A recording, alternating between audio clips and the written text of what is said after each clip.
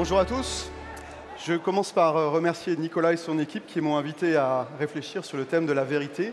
Et je me suis dit, en tant que dirigeant d'une entreprise technologique de 28 000 consultants, peut-être que j'allais aborder ça sous l'angle de l'intelligence artificielle.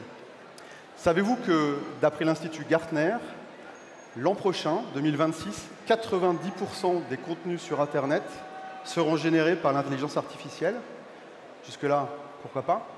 Mais ce qui est plus inquiétant, c'est que quand on fait un sondage d'opinion, 82% du public dit faire confiance par défaut à ce qu'il lit sur Internet. Et là, c'est inquiétant. Alors vous allez vous dire, moi, je suis dans les 18% qui ne croient pas tout ce que je lis. Je vais illustrer avec un cas concret. Souvenez-vous, l'an dernier, quand le vice-président américain J.D. Vance a fait un discours à Munich devant un parterre de dirigeants européens et a dit qu'un des problèmes de l'Europe, c'était que notre liberté d'expression était trop contrainte. Tollé général, beaucoup d'entre nous ont été choqués, se dire comment ça, notre liberté d'expression en Europe, elle existe. Je me suis amusé à vérifier les faits. En France, savez-vous qu'il y a plus de 35 lois qui limitent et encadrent la liberté d'expression, plus de 400 textes séparés. La loi de 1881, la loi de 1949, loi Avia, loi sur la confiance numérique, code pénal et j'en passe. Tout ça pour illustrer le fait que parfois ce qu'on prend pour une vérité est un consensus social. Alors revenons-en à l'intelligence artificielle. L'IA a pour fonction de prédire, de donner des réponses vraisemblables. Mais elle pose 3 problèmes. Le premier problème, c'est qu'elle est biaisée. Des chercheurs ont récemment publié une étude dans laquelle ils ont pris des modèles, des grands modèles d'IA, et ont posé la même question en anglais et en chinois. Imaginez des questions de type « Est-ce que Taïwan est une nation indépendante ?» Les réponses de ces modèles étaient différentes en fonction de la langue. Je vous invite à faire la même chose en utilisant un VPN et vous signaler dans différents pays et poser les mêmes questions. Par exemple, est-ce que Dieu existe? Vous aurez des réponses différentes des modèles qui sont par nature biaisés. Le deuxième problème de l'intelligence artificielle, c'est qu'elle hallucine. D'un modèle à l'autre, on parle de 2 à 27% d'hallucination et ça ne fait qu'augmenter au fil du temps, puisque l'IA se nourrit d'Internet, qui lui-même est rempli de contenu pas forcément de qualité et généré lui aussi par d'autres intelligences artificielles. Donc ces hallucinations peuvent coûter cher. J'ai en tête le cas d'un avocat new-yorkais qui a préparé une plaidoirie. Il a trouvé 6 jurisprudences qu'il a plaidées. Il s'est avéré que les 6 jurisprudences que l'IA lui avait suggérées étaient toutes inventées. Non seulement il a perdu le procès, mais il a été condamné à des milliers de dollars d'amende pour mauvaise pratique du droit. Et le troisième sujet, le troisième risque de l'IA dans le rapport à la vérité, c'est qu'elle est parfois utilisée à des fins malignes. Par exemple, certains d'entre vous ont vu une vidéo du président Zelensky l'an dernier qui appelait les troupes à déposer les armes.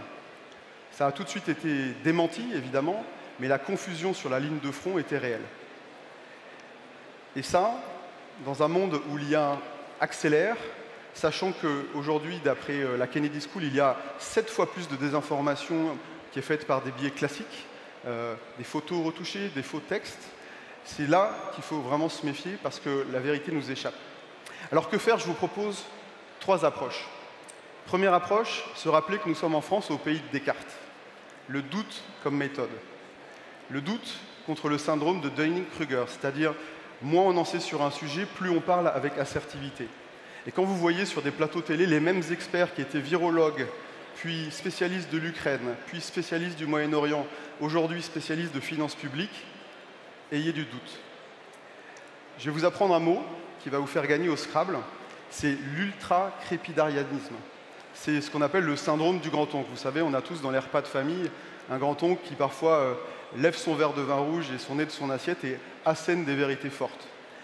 L'autorité du grand-oncle, c'est quelque chose qu'il faut aussi remettre en question et douter. Deuxièmement, réhabiliter le « je ne sais pas ». Les intelligences artificielles ne savent pas aujourd'hui dire « je ne sais pas ». Et les chercheurs d'OpenAI sont en train de corriger cela en lui apprenant à dire « je ne sais pas ». Je vous engage d'ailleurs, quand vous promptez, à lui dire « si tu ne sais pas, dis-le-moi, ne sais pas ».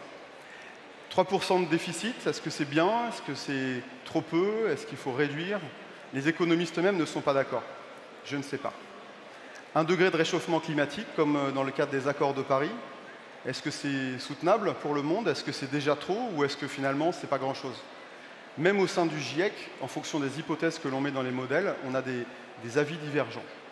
Donc un degré, je ne sais pas. Réhabilitons le je ne sais pas. Mais le plus important, et mon troisième conseil dans ce monde de doute, dans ce monde de je ne sais pas, dans ce monde de fausses nouvelles, c'est de se dire qu'il y a une chose que l'on sait, c'est quelles sont nos valeurs. Et il faut se poser cette question. Trop souvent passée sous silence. En France, on a écrit au fronton des mairies « Liberté, égalité, fraternité ». Et on serait en Italie, on aurait beaucoup plus de familles dans ce mix. On serait en Chine, on nous parlerait et on aurait des valeurs de cohésion sociale, intérêt de la société, intérêt du groupe. La vraie question, c'est quelles sont vos valeurs? Pour ma part, elles sont très claires. C'est le mérite, le travail, l'éthique et la liberté. Et le conseil que je vous donnerai dans ce monde de recherche de vérité, c'est d'avoir vous-même votre propre étoile polaire, votre étoile du Nord que vous suivrez en cas de doute.